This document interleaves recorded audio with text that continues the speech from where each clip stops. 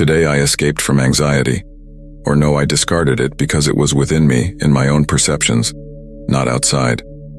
With this profound insight from Marcus Aurelius, we're reminded that often our greatest battles with anxiety are internal.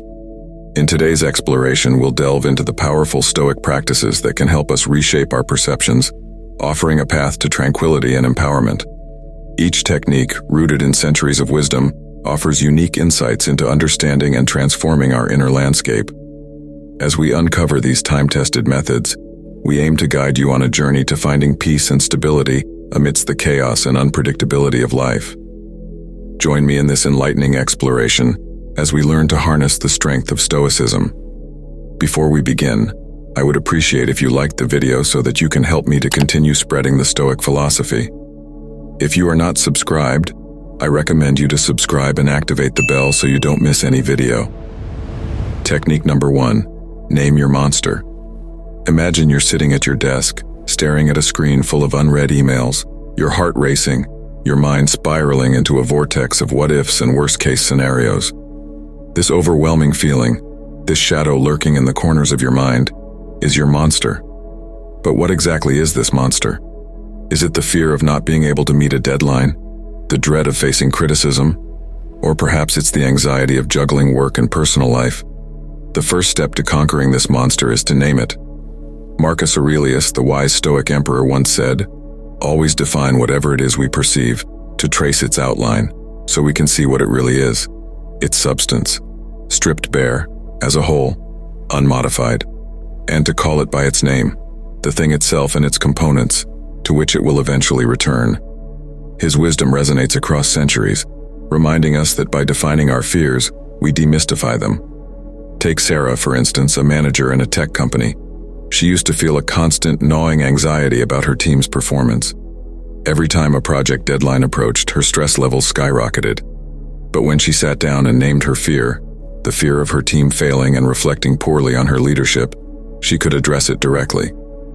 She started having open conversations with her team about their challenges and progress, which not only alleviated her anxiety, but also fostered a culture of trust and transparency. In naming her monster, Sarah stripped her fears to their bare bones, saw them for what they truly were, and in doing so, took away their power. When you name your monster, you transform it from an undefinable shadow into something tangible, something you can face, understand, and ultimately conquer. So next time you feel anxious, pause for a moment. Ask yourself, what exactly am I afraid of? Name your fear, your worry, your monster. Write it down if you have to. By doing so, you're taking the first step towards regaining control and finding your path to peace and clarity. Remember, the monster isn't as scary once you call it by its name. Technique number 2, focus on the present moment. Focusing on the present moment is a quintessential Stoic practice, deeply rooted in the philosophies' call for mindfulness and living in accordance with nature. It's about embracing the here and now, rather than being ensnared by the past or future. Consider the story of Emma, a dedicated entrepreneur. Her days were packed with meetings, planning sessions, and endless decision-making. Despite her success, she felt perpetually dissatisfied, always fixated on the next big goal, the next milestone. This constant future-oriented mindset left her feeling drained and disconnected from the joys of her daily life. Then she came across the words of Marcus Aurelius, who said, "Don't let your reflection on the whole sweep of life crush you. Don't fill your mind with all the bad things that might still happen. Stay focused on the present situation." This insight was transformative for Emma. She realized that her relentless pursuit of future achievements was robbing her of the joy found in the present.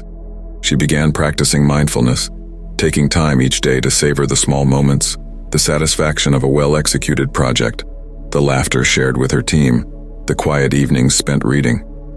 This shift in perspective brought a newfound sense of contentment and gratitude for the present, a stark contrast to her previous preoccupation with future anxieties and past regrets. This Stoic principle teaches us that while planning for the future is important, it should not come at the cost of living in the present. By focusing on the here and now, we engage more deeply with our current experiences, cultivating a richer, more fulfilling life. It's about finding balance, preparing for the future, learning from the past, but always anchoring ourselves in the present moment. Technique number 3. Put your impressions to the test. This technique involves a deeper introspection and rational analysis of our automatic thoughts and reactions. Stoicism, at its core, teaches that our emotional responses are not triggered directly by events, but rather by our interpretations of these events. This principle is pivotal in transforming our approach to everyday challenges and stressors. Imagine encountering a situation that immediately sparks a negative emotion, say frustration or anger. Our natural tendency is often to react impulsively, influenced by these initial emotions. However, Stoicism invites us to pause and examine these first impressions. It's about asking ourselves critical questions. Is my reaction based on an objective assessment of the situation? Am I perhaps viewing things through a distorted lens influenced by past experiences, biases, or unfounded fears? By engaging in this introspective process, we often find that our initial impressions are exaggerated, skewed, or even completely unfounded. For instance, consider a scenario where you receive constructive criticism from a colleague. Your immediate reaction might be to feel offended or defensive, but upon reflection, you might realize that your colleague's feedback is not a personal attack, but an opportunity for growth and improvement. This Stoic practice is not just about challenging negative impressions, but also involves a realistic assessment of positive ones. It teaches us to avoid being overly optimistic or naive about situations, helping us maintain a balanced view. By consistently examining and testing our impressions, we cultivate a mindset that is less reactive and more thoughtful, leading to more rational decisions and actions. Moreover, this practice has far-reaching implications for our mental health and relationships. It encourages emotional resilience as we learn to detach our sense of well-being from external events and opinions. It also fosters healthier interactions with others, as we become less prone to misinterpretations and misunderstandings. In essence, putting your impressions to the test is about building a strong foundation of self-awareness and rational thinking. It's a powerful tool in navigating the complexities of life, empowering us to respond to situations with clarity and composure. This Stoic practice transforms not just how we view the world, but how we engage with it, leading to a more fulfilling and balanced life. Technique number 4, assess your wants. This is a key Stoic technique. We delve into the art of differentiating between our desires. Stoicism, at its heart, teaches the importance of focusing on what is within our control. This principle, when applied to our daily lives, has the potential to transform our approach to ambitions and desires, leading to greater contentment and reduced anxiety. Imagine the countless scenarios where our peace of mind is rattled by unmet desires or ambitions. These range from career goals and social recognition to personal relationships and material possessions. Stoicism doesn't discourage ambition. Rather, it guides us to channel our desires towards things within our control, like our efforts, our attitudes, and our integrity. In professional contexts, for instance, while aiming for a promotion is reasonable, obsessing over it can lead to frustration. Stoicism encourages us to instead concentrate on excelling in our roles, enhancing our skills, and contributing positively to the team. This internal focus shifts our fulfillment from external validation to personal development and effort. This principle also profoundly impacts our personal relationships. We often desire perfect harmony and understanding from others, but Stoicism reminds us that we cannot control others' actions or emotions. It advises focusing on our behavior, being compassionate, understanding, and patient, which in turn nurtures healthier and more genuine relationships. Regularly reassessing our wants, aligning them with our sphere of control, not only alleviates anxiety, but also fosters a sense of empowerment.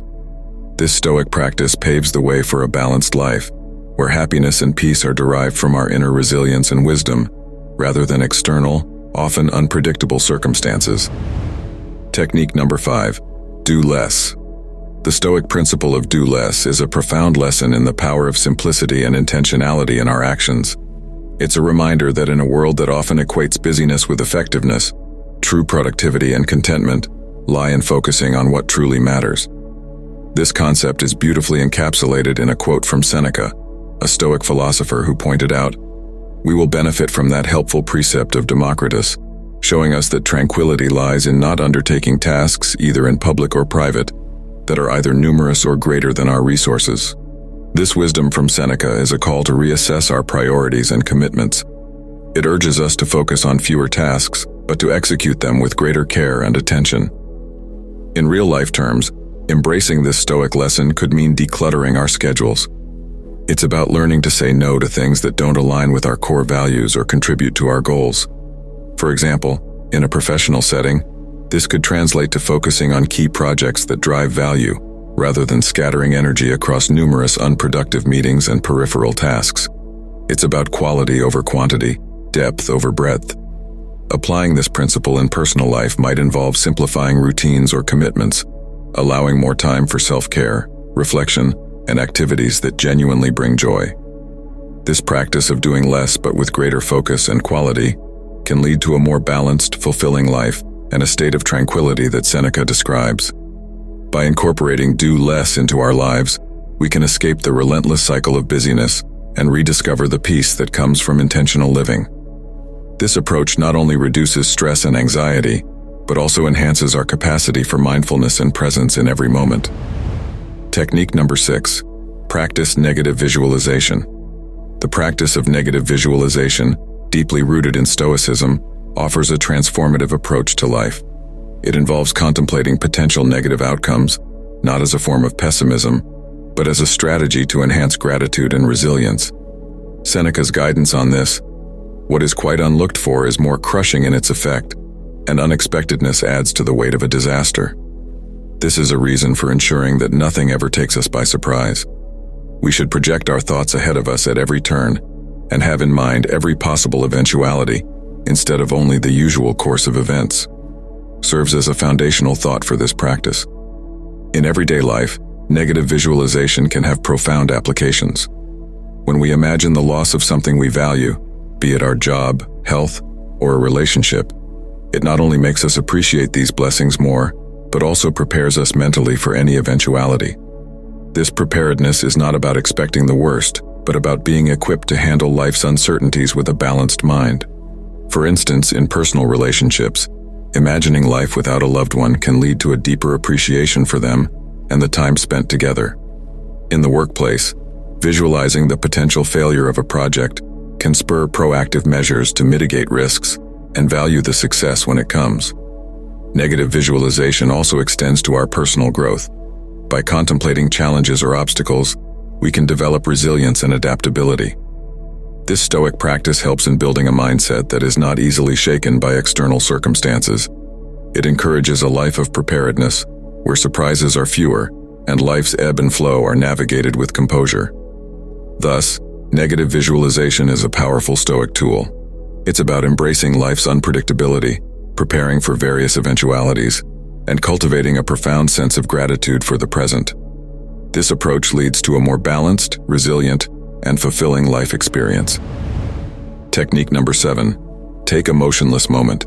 Expanding on the 7th technique, take a motionless moment. Within the context of curing anxiety through Stoicism, we find a profound invitation to embrace tranquility in its purest form. Marcus Aurelius, in his insightful musings, captures this essence: to shrug it all off and wipe it clean, every annoyance and distraction, and reach utter stillness, child's play. This Stoic practice is particularly effective in managing anxiety. In our daily lives, where stress and worry can often feel overwhelming, finding moments of stillness allows us to step back from these anxieties, offering a space for calm and clarity.